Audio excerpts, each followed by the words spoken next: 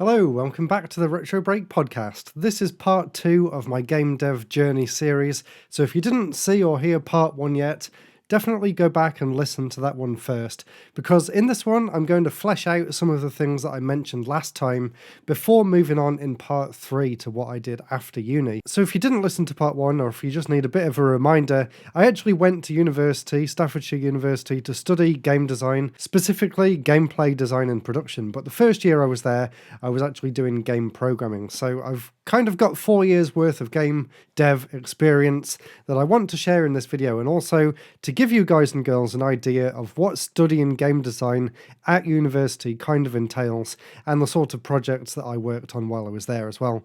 There's a lot to get into. I've got notes of most of the stuff that I did, and thankfully I also backed most of it up on Google Drive as well, so I've actually got some files that I can show you if you're watching here on YouTube.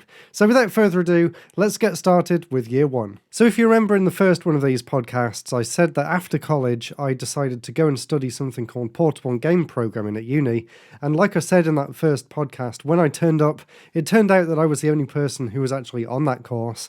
So instead I got put onto a game programming course, and unfortunately my illusion of making a game for the DS or GBA was completely shattered, and the entire first year that I was at uni I didn't learn a single thing about making anything for portable systems, or indeed making any games at all really. Basically, we just learnt really basic C programming language script, and we just had to build a pyramid out of hash symbols, or program it to make a Christmas tree, or to find out how much money added together or something. And I thought the entire thing was just so far removed from what I actually wanted to do. I was getting really frustrated with not understanding the programming, having to do these maths classes that I just couldn't get my head around. So it's not all bad news though. I kind of don't want to skip over this because it was a big part of my life and a big part of kind of where I am today, because I'm actually doing programming for work now. So some of the stuff that I learned back then is still important, but there was one other thing that isn't really tied to games, but it's tied to what I'm doing right now actually, and that was a separate course that I took in that first year all about multimedia production.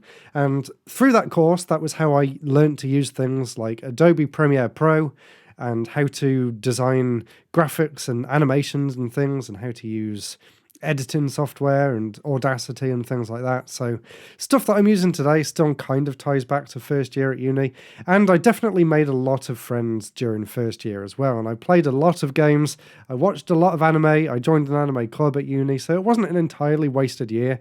But in terms of actually learning things that kind of I wanted to learn at the time, probably it wasn't very good for me. So I ended up dropping out at the end of first year. Whether that was the right idea or not, looking back on it, I probably should have stuck with it, because what I'm doing today is a lot more like what I was learning in first year rather than what I learned in the years after. But the interesting thing for this podcast and from my game development journey point of view is when I actually swapped over to my other course in second year, which was gameplay design and production. So this is where it gets really interesting. So this is what I'm counting as second year at uni. And one of the really interesting things that I learned during this first year of my new course was Lua scripting, and using a game engine called Emerge, which was actually made by a really talented tutor of mine who actually made his own game engine and his own programming language in order to teach us how game engines and programming actually work together.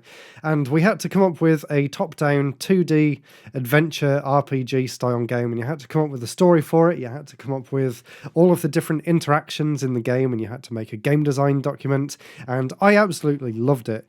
I used the sprites from one of my favourite games, Illusion of Time, and I took inspiration from things like Zelda and Dragon Quest, and I pieced together this really complex world map and all these different missions that you would go on and different quests that you could take. It was all very simple, but the fact that I could actually program and play my own game for the first time really in 3 years now, because during the 2 years at college before and during the first year of university I'd never actually made anything playable. So doing this Lua scripting course during uni was my first real experience with actually making something official that I could actually play and I could actually get marked for, so I was really excited about that. Unfortunately, I don't have any of the files to show you for this one, and it is a real shame because I would love to be able to play it again. But that did finally make me feel like I'd finally got somewhere with uni and I was finally on the right track in life as well. And as well as just making something playable, the other thing I really loved about that was making the design document for it. And that was something else that I did a lot in first year. And if you're going on to a gameplay design and production course like I was, you'll expect to be doing this quite a lot, and that is writing big documents based around everything to do with the game, from the marketing behind the game, from the gameplay, from the idea behind the graphics and the narrative of the game. And there was one course in particular that I really enjoyed, and that was called Reverse Engineering Game Design Documents. And I did that for 2 games. One of the games that I picked was Sonic Adventure 2 Battle, and I basically had to write it from the point of view of Sonic Team creating the game before it was released. So I was kind of saying things like, it's going to be a sequel to Sonic Adventure, these are the changes we're making, this is why based on the feedback, this is the kind of gameplay style we're going down, this is the control system, these are the different levels that are going to be featured in the game, this is how the story ties everything together, these are the things that you collect, all of that kind of stuff. And you realise through writing that the insane amount of things that you have to think about as a game developer and designer. And I absolutely found the entire process absolutely fascinating. And the other game that I did that for was my favourite game of all time, which is Illusion of Time. And thankfully, I do still have both of these documents on my Google Drive, so if you're watching on YouTube, you can have a look at them over the screen right now. I'm still really proud of what I managed to do. I think they're really detailed, and still today, reading back on it, it means that I had a really good understanding of all the many different facets that go into game development, and I just thought the whole thing was fascinating, and I really love reading and writing these design documents. And when I made my own game, Super Donuts, which I will come to in part 3 of this podcast, I actually wrote my own one for that as well, and even set up my own blog so that I could blog the development as I was going. So as well as writing the game design documents, there was something else really interesting that we did in that first year, and that was an assignment where you had to take an existing game, tweak one gameplay mechanic within the game, and then explain how that one small change would affect the rest of the gameplay and actually change the type of game that it was. So we had to do it with a video game and a board game. I can't remember what the video game I chose was, but the board game was Drafts, and I think I changed it to making it so that you're able to jump forward 2 squares as well as just moving from side to side. And I had to explain how that would change the competition element of the game, how that would make it easier or harder, and why such a small little change would make such a big difference. And I thought that was a really interesting thought, and it made me think just how much time and effort goes into really crafting a perfect gameplay mechanic, and the fact that even if you change it very slightly, it will actually affect a big part of the experience. And talking about board games as well, something else that we did in first year that I really enjoyed was designing our own board game. So we were given the task of taking a video game and transferring that into a board game format. And the video game that we were told to use was an Amiga game called Alien Breed, I believe. And we ended up coming up with a board game / card game for that. And we actually printed our own cards and we made our own board out of paper. And you'd have to move around this grid and aliens would come out the vents. And I can't exactly remember how it worked at the time, but I remember really enjoying the process of creating this board game, sitting down with friends and actually figuring out how it worked together with them and coming up with a really good idea for a game as well. And it kind of got me thinking that not everything has to be digital either. Like, making a board game is still really interesting. Although I prefer playing games on my own rather than other people, so that's one of the reasons I prefer digital video games over board games, but I do see the appeal. And as well as all these design documents and coming up with ideas and tweaking mechanics and things, the other thing we had to look at was how game companies actually run. And the game company that I focused on for this assignment was Way Forward, which are one of my favourite game developers. So what we had to do for that one was to take a look at a game, look at the list of names in the credits and all of the different roles that they were assigned to, and then using those roles and the different names and the amount of people, kind of understand how a team is formed and how it functions and how everyone has their small role to play in the bigger job of actually creating these games. And I thought that was a really fantastic and fascinating look into how the game industry actually functions as a whole. And then moving on to the next year, this is when I first really got my experience with proper game engines. So in this year, we learned how to use things like Unity and the Unreal Engine. And I was a bit out of my depth, if I'm completely honest, and I still don't fully understand how to use either of these. But it was really interesting to get a look into what's actually used out there to make the games that I was actually playing at the time. So in one of the semesters, there was a class called Experimental Games.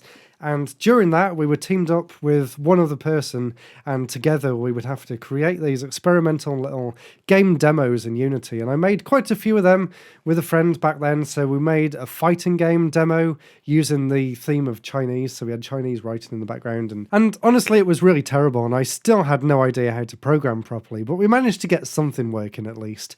We also made a firefighting style game, which again didn't really function outside of just the basic moving around, but it was the idea that counted, and I always loved coming up with the ideas, and then I would always really struggle putting the ideas into practice.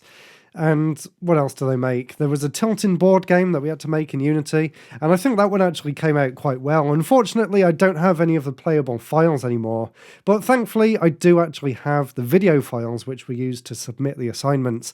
So at least if you're watching on YouTube, I can show those over the screen now. So the tilting board one I definitely had a lot of fun making. Of course, I'm a huge fan of the Super Monkey Ball games. If you haven't seen my Monkey Ball series retrospective, you'll know that I'm a crazy fan of that. So of course, when I got the chance to try and make my own tilting board game, rolling a ball around a maze, I jumped at the opportunity. And I think I actually came up with a really interesting concept based on the sort of, how would you call it? There was a kind of template that we used within Unity, and then within that you could kind of add to it. And that really helped because I wasn't actually programming it from scratch. There was actually something for me to work off. And I got to the point of being able to build extra levels, being able to drop the character in at different points, and you could collect different keys which could open up different entrances and exits within the stage. And there was even a stage where you controlled multiple balls at the same time. So I loved the idea of building off a template rather than starting completely from scratch. And I actually really enjoyed that one. Another Unity game that I had to build around that time, and unfortunately I've got no footage of this one at all, but this one was kind of inspired by Boom Blocks, which was a Wii game that had came out a few years earlier. It was basically a first-person game where you started on a podium and you had to shoot different coloured blocks and they would fall down and you get a certain amount of points, and then you'd go through this maze and you could throw bombs and explode lots of blocks to get more points. So it was a really basic game, but I was actually quite proud of it. But unfortunately, that one seems to be lost to time because it wasn't on any of the hard drives that I've got here, and it wasn't anywhere on Google Drive either. I do have a few screenshots from it though, so at least I can show you those. And while I was looking for stuff from uni, I actually found one other project, and I don't think this one was actually based on anything that uni told me to make. This was more one that I was trying to make for fun, and if you're watching on YouTube, my Mega Man t-shirt, you'll know I'm a huge Mega Man fan, and I actually wanted to try and recreate Mega Man Battle Network in Unity. So I didn't get very far with it. I got as far as making some of the cards and being able to move around the grid, which was kind of the net navigator thing in Mega Man Battle Network. I can't remember exactly what it's called, but you're moving around this sort of cyberspace and you can move across these different grids. And it was kind of like Mario Party. You'd land on one and then it would jump into a battle scene, and then you could select from a row of cards at the bottom. It didn't really get any further than just that proof of concept, but I did find some screenshots and I was really excited to find them because I'd actually forgot all about that. So just seeing that brought back loads of good memories, but it also brought back kind of PTSD from using Unity because I really didn't enjoy using Unity. I enjoyed coming up with the ideas, I enjoyed it when it worked, but Unity was just way too complicated for me at the time, and I still think it's kind of complicated. And when I move on to what I'm doing now in part 3, or maybe even part 4, I'll talk about some of the other game engines that I've tried using since then. And there was one other thing, it was a game jam. So like I mentioned in the last episode, when I did a game jam for, I think it was called Spirited, the one I mentioned last time, I did actually do one before that with another group of people, and that one was called Eye for an Eye. But in that one, I didn't actually get involved with using the Unity engine. I was actually just the game designer for that one, not the actual programmer or the level editor or anything. So I came up with the concept of the game, and I think the theme for the game jam that year was blind or limited sight or something. So I came up with this idea where you could actually jump between different things in the room and then you would see through those instead, because the main character was blind, so he was kind of transmitting his sight to these different things. The eventual game ended up being kind of different to that, but it was still an interesting concept. You'd basically be looking around this room for a little sparkly light, and then you could sort of fly over to it and sort of inhabit that light and then look around from its point of view instead. And the scale of objects within the world would change depending on the size of the thing that you actually flew over to, and you just have to find your way out of this house and then escape the building that you were in or something. It was really interesting. It was a really unique concept, and I loved doing game jams, and I'd love to do more in the future.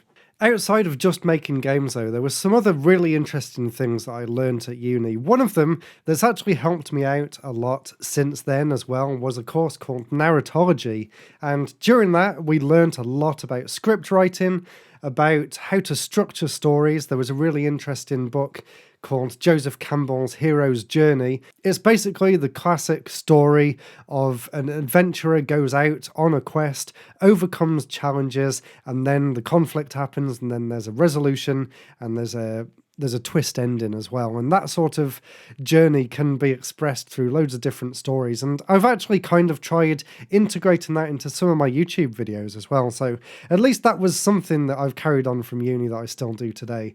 Even if I don't really make games for a living anymore, it still came in useful. I also really loved doing things like film analysis and really understanding the motivations behind characters and things like that. And that tied into my final year project that I mentioned in the last episode, which I'm not going to try and do the title again because you know how long and convoluted that was. But I loved analysing films like The Butterfly Effect and understanding how the timeline pieced together. We also had to do another thing, which was a choose your own adventure thing. So first thing was we had to pick an existing choose your own adventure book and then actually script it all out. So you'd have the choice, and then you would have sort of a branching diagram with both the different outcomes, and you could actually piece together this huge mind map of possibilities. And I did mine on, I think it was one of the Doctor Who Choose Your Own Adventure books from the time, and I really enjoyed doing that. And then for the assignment for that, you actually had to make your own Choose Your Own Adventure. And I did one called Endless Snow, and that is actually still available to play online. You can find it on my itch.io page, so check the link in the description for this podcast if you want to check it out. It takes about 10 minutes to read, and you get a different amount of points depending on what ending you get in it as well. And I think it still plays really well, and it was a really interesting story that I loved to put together. I did really enjoy writing, as you can probably tell. So writing a story, an interactive story at that, is something that I really enjoyed. So definitely go and check out Endless Snow after this if you want to play and read something kind of unique and something that I made that I'm actually quite proud of. And then going into the final year, I kind of already touched on these two things. There was the other group project, which I mentioned before, called Plunderbus, where I was the lead game designer and I had to work with a whole team of other people to come up with this really cool 2.5D side-scrolling platforming action game that was set in space. And you played as this space pirate and you'd go around just completing different levels. We didn't really get much further than that, but what we did manage to do was really cool. Unfortunately, like a lot of these other projects, I haven't got anything playable still, but I do have the trailer that I made at the time, and I was still really proud of that. And since last week's episode, I actually found a few more written documents that I'd made from there as well, including some level plans that I'd actually drawn out on graph paper, which I really enjoyed making. I loved coming up with level designs and level plans. That was definitely one of my favourite things about it. And talking about designing level plans and stuff as well, there was one other assignment that I forgot from the year before, where you had to make a Lego game and you had to make it all to scale. So I bought so much graph paper that my entire desk back in my uni flat at the time was just completely full of this graph paper for weeks and weeks on end, and I really enjoyed that. It was all to scale, and I'd coloured in all the different squares, and you even had to work out, like, if your character was dashing, he would move this amount of pixels across, and he could jump this high, and you had to plan all the level out.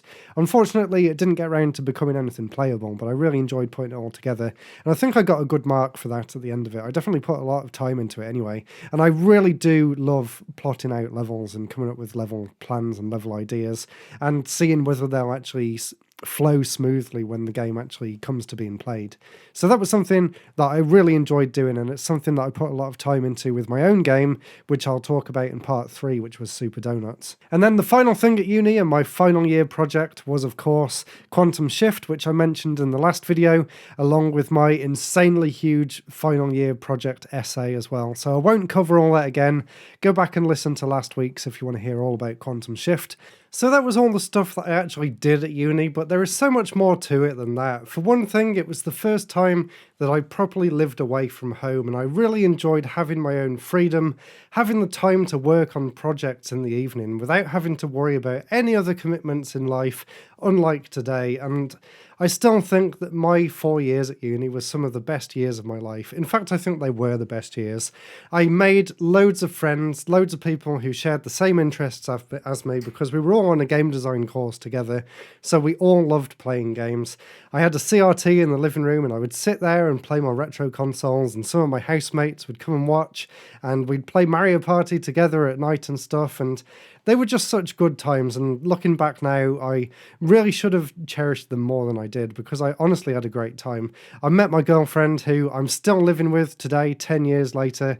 So apart from making games, there was a lot of really big things that happened in life around that time as well that I really hold very dear to my heart. And if it wasn't for me going away to study game design, none of that would have happened, and I wouldn't have had those 4 years of good memories. Instead, I probably would have just been in my office job 4 years earlier. So I might have been a bit richer, a bit more well off that way, but I definitely wouldn't have had as good of a time, and I wouldn't have built up all of these really interesting concepts that I learned at uni that I've actually put forward in life going forward, not just in making games, but in life in general. So was it worth going to uni to study game design for 4 years? Was it worth building up a huge amount of student loan debt to pay off in the future?